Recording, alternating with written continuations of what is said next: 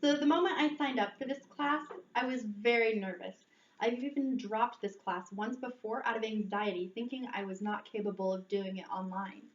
However, all of that fear was put to rest and proved for nothing, as the atmosphere of this classroom was nurturing and comfortable. It encouraged our learning and was a safe place to exchange our ideas and provide constructive criticism for each other.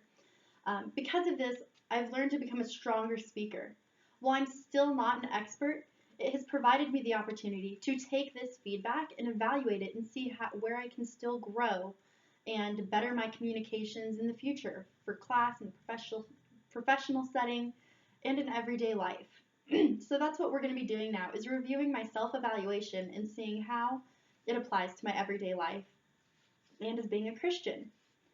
So our very first full-length speech was our informative speech. I was a little nervous and I wasn't sure which topic I wanted to pick. And I was very nervous about the kind of criticism like our classmates would say. Luckily, it was put at ease. Some of the pros of the speech, I had smooth transitions between main points. I had a great information selection. It was organized and it was relatable and interesting to the audience. So because of those components, it formed a nice speech. Where I could have done better is I had some poor lighting, and I'm not very good at memorization. So I was looking at my note cards a lot, especially in that first speech, more than I probably should have. A kind of middle point. Some said they liked the pace, others said they did not. This I can understand. I've always been a fast talker, and I know that some people don't even understand what I say because I can get going so fast. So it's something I have to consciously work on to slow myself down so everyone can understand me. So moving on to the next demonstration speech, it was a little bit longer, but I was much more confident than my last speech. In the last speech, some of them also said I appeared nervous, and I was, so it obviously showed through. But for this demonstration speech, I knew exactly what I wanted to do, I knew how I could show it, and I was much more comfortable in front of the camera. So some of those, I had a nice instruction. The audience could do what I was asking them and showing them how to do it. I had much better lighting and volume. In my first speech, I also, it wasn't in the notes, but a lot of people had trouble hearing me.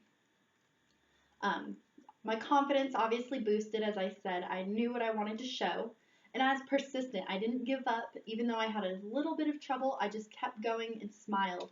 So my anxiety or any nerves that I had was not showing in the video. I was very content.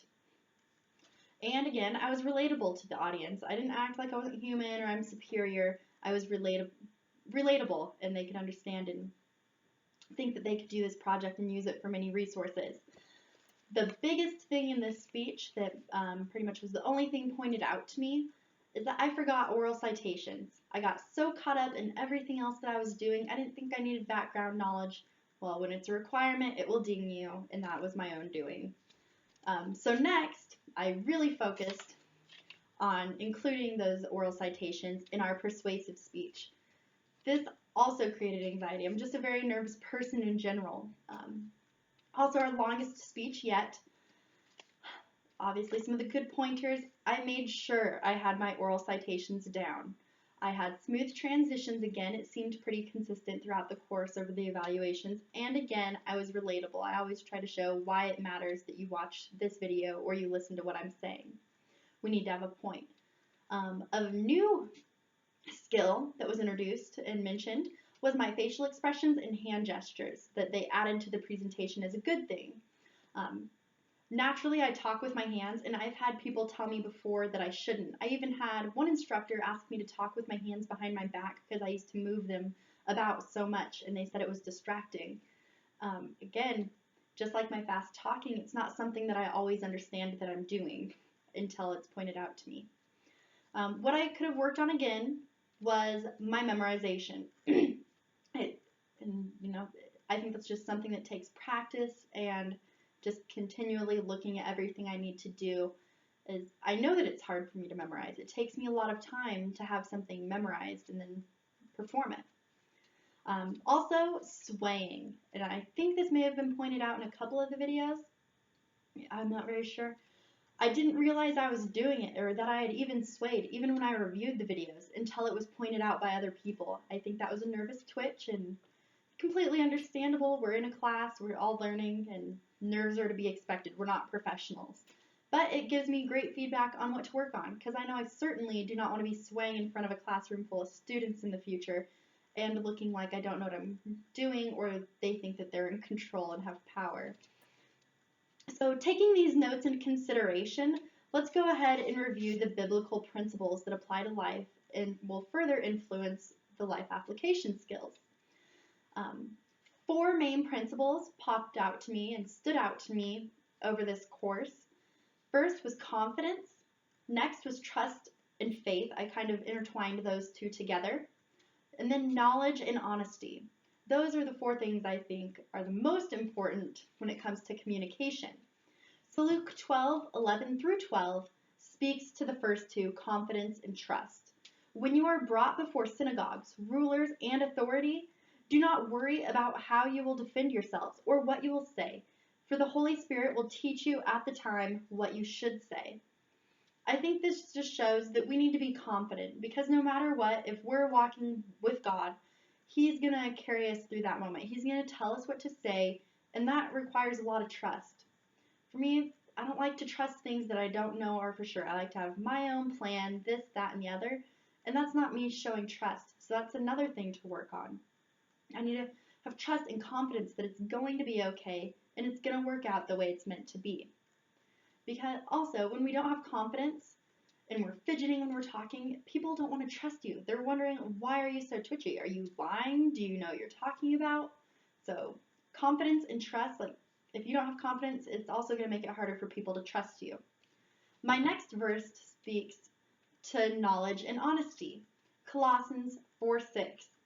Let your conversation always be full of grace, seasoned with salt, so that you may know how to answer everyone.